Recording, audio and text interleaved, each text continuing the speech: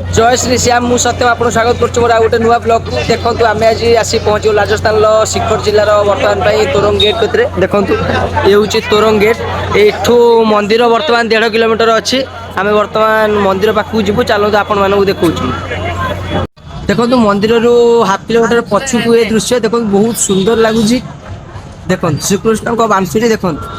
श्याम तो पाखक लोक मैंने केमी जाऊँ देखो आप कण भाई देखो पंटा उपर शोई शोई की दंडवत करके जाऊँच देखो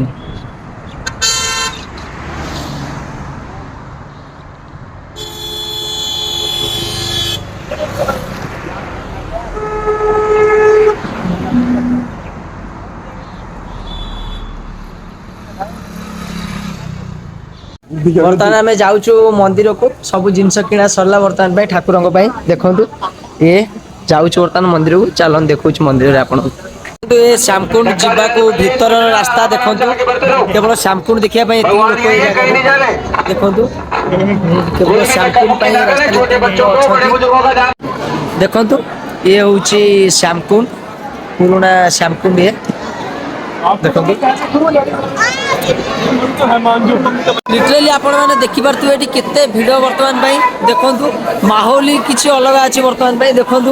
पूरा भिड़ देखु कौ टाइप जगह देखिपे आप देखो मंदिर भीतर तो ठाकुर वीडियो बनैलानी कारण सिक्यूरीटी हाथ मोबाइल छड़े नेले दर्शन करके तो आम आसिलु किंतु वीडियो कर पारे जो कि आपण वीडियो देखे पारे।